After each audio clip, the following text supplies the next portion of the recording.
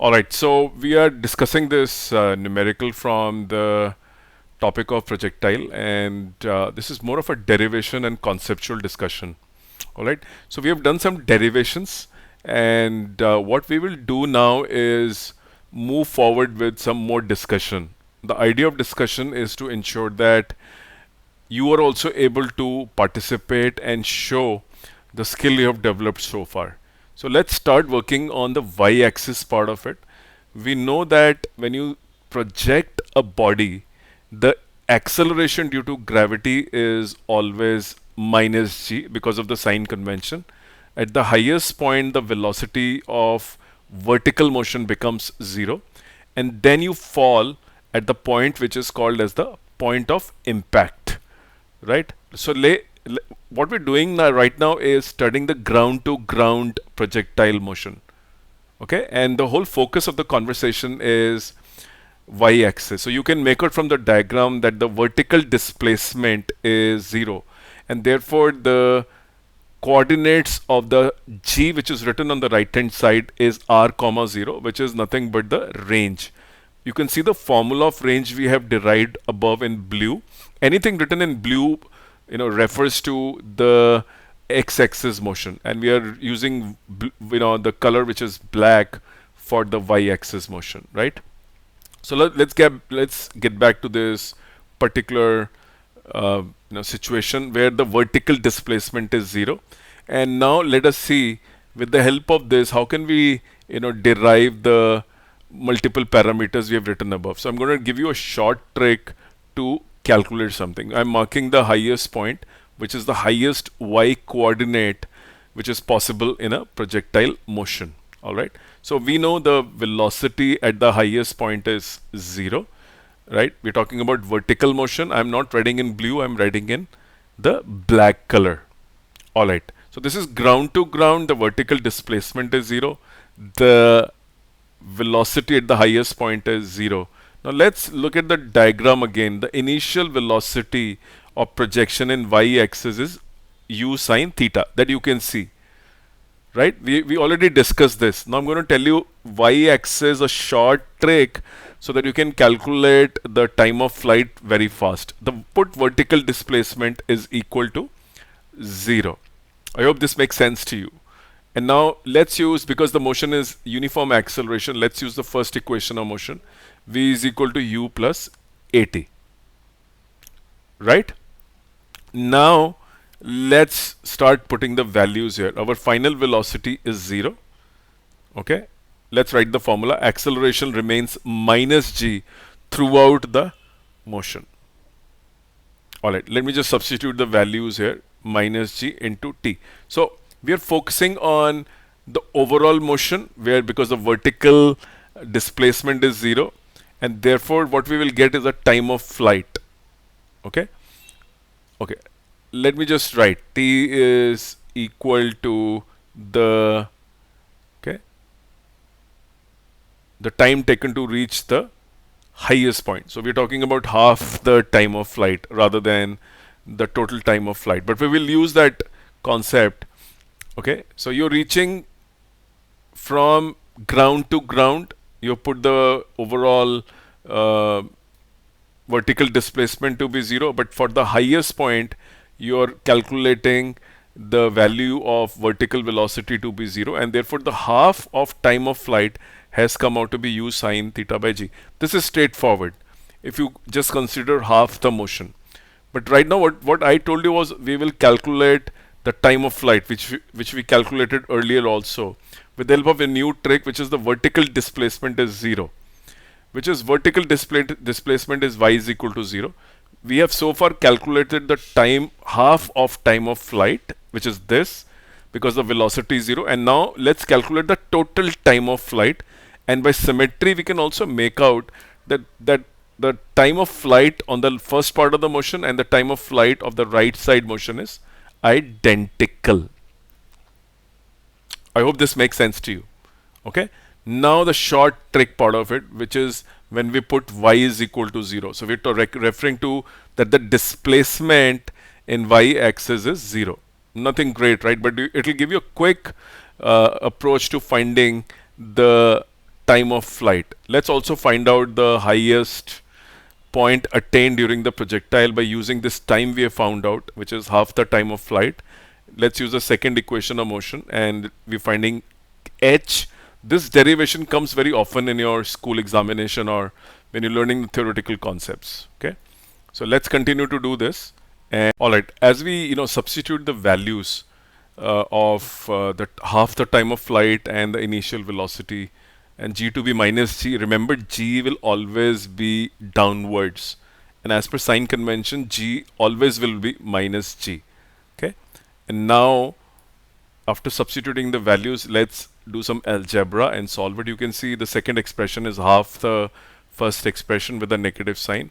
So the highest point in the y-axis, which is your highest point, or the highest or the height attained by the maximum height attained by the projectile, is this much, right? Just solve this. You get u square sine square theta upon 2g, right? So you can do the subtraction of these two and you'll get that u square sine square theta by 2g. Correct. As you can see, I'm just writing it down. I can memorize this. But the whole focus still is on the first line I have mentioned. Ground to ground, my vertical displacement is 0. I have no displacement in y-axis, remember that. Whatever displacement is happening is in x-axis. Important concept for your exam. Cut short a lot of time you require to calculate a lot of stuff in an overall study of the motion of the projectile. Now, as you can see, I am drawing the first half of the motion, and so what I've done so far is the derivation of h max, right, which is the highest y coordinate you could have attained in this particular part, right? All right, so let's now talk about the second part after we have done the derivation of h max, which is where I was taking you to. This is just a repetition of what we've been covering so far. As you can see, we have covered substantial amount of projectile motion and derivation. You can see the blue color was the x motion where the velocity remained constant, and anywhere you calculate, at any point, you can see in that yellow drawing the velocity is v cos alpha, but it remains u cos theta, because in x-axis, irrespective of where you are on the trajectory, the x-axis, the component remains constant. I hope this is clear to you. And let's talk about the vertical motion, and let's talk about the net displacement being equal to 0. Okay, let's do that derivation. And net displacement is 0 means you've covered the whole motion, and you're starting from the ground and you're falling at the ground. That is what is happening. Okay, so this is your y coordinate, and that's your x coordinate, and that's your origin, and you are now throwing the body, okay, with the projection, and you will fall at the point of impact. Okay, correct. So let's do that. Okay, no, that is wrong. You have not done this correctly. We were studying ground to ground. From this, it appears we already had some displacement at y, right? So this is the situation you're referring to then. So you're wrong. Start from the ground, because we are currently doing ground to ground study. We don't have any initial displacement in y. So the motion will always start from the origin in our current discussion. Yes, there are numerous types of projectile which don't start from ground but start from an elevation. Alright. Agreed. So your diagram is correct. That is correct. Alright. Now mark the point. Yes, this is the highest point. Fair enough. Now mark other points on the projectile. Okay, good job. H max, correct. At the highest point, you're there. But you haven't shown the velocity vector as yet. Show the velocity vector, okay?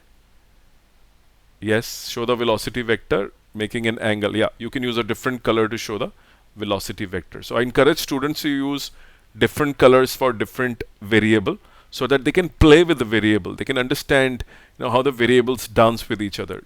You change one, it impacts the other. Even in a diagram, it makes a lot of sense to draw colors and make your life simple. Okay, now draw the velocity vector making an angle theta with the x-axis. As you can see, when you listen to the teacher, you start believing you've understood the concept. But when you start writing it is when you realize that there are gaps in your understanding, and that is why it makes a lot of sense to write in front of the teacher. If you write in front of the teacher, he can tell you where exactly are you going wrong. Okay? Yeah. So I've drawn the correct diagram for you. Now please draw the velocity vector. That's a basic you must know. Okay? And let me show you what I did.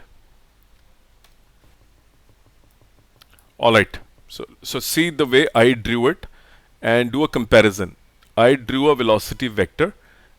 This is the one, right? This is one example I gave you, second, and then the third one on the left hand side, right? Now use this to draw the velocity vector. So students, okay, what is this vertical line? Remove this vertical line. Please draw the velocity vector at an angle theta. Correct. Yes.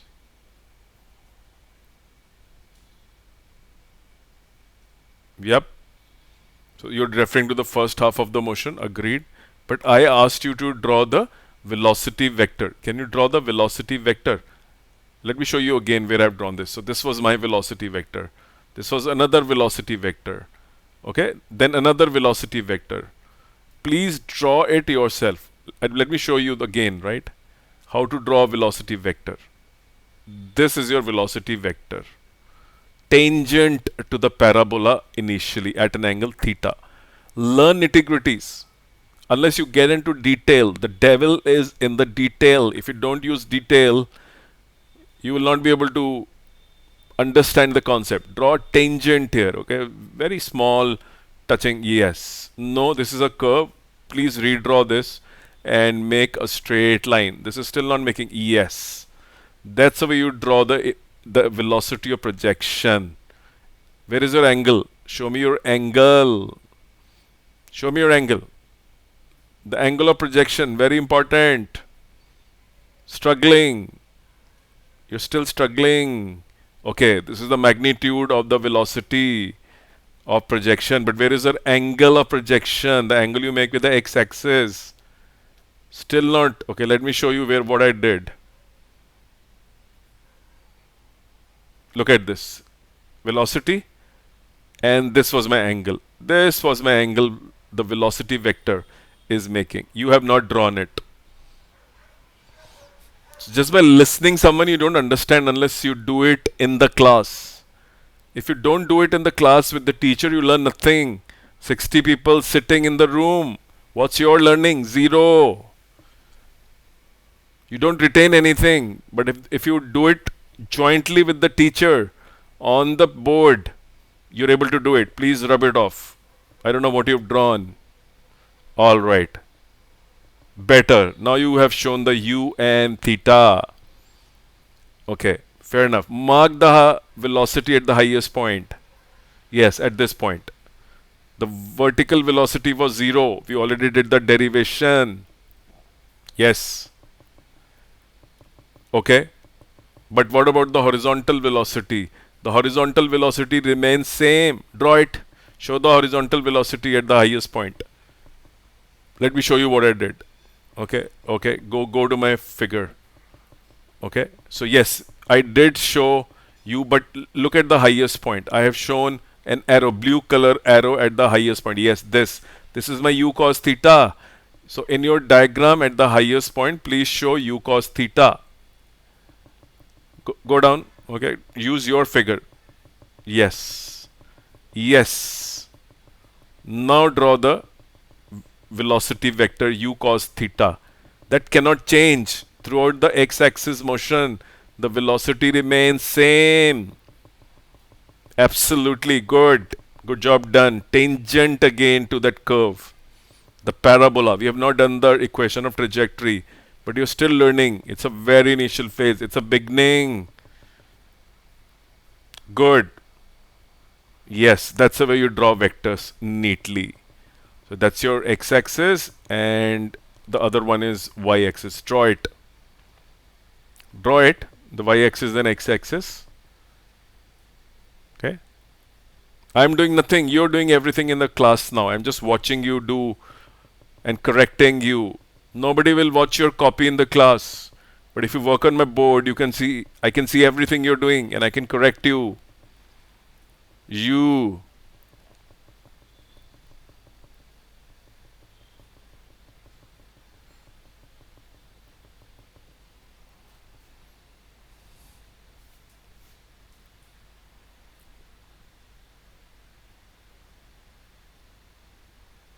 Okay.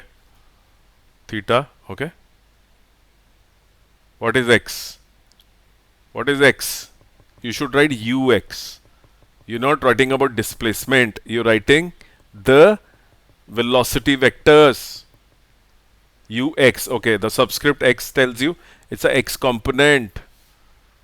Now you're telling me the components of the velocity. Yes, x component is x cos theta. What is the y component?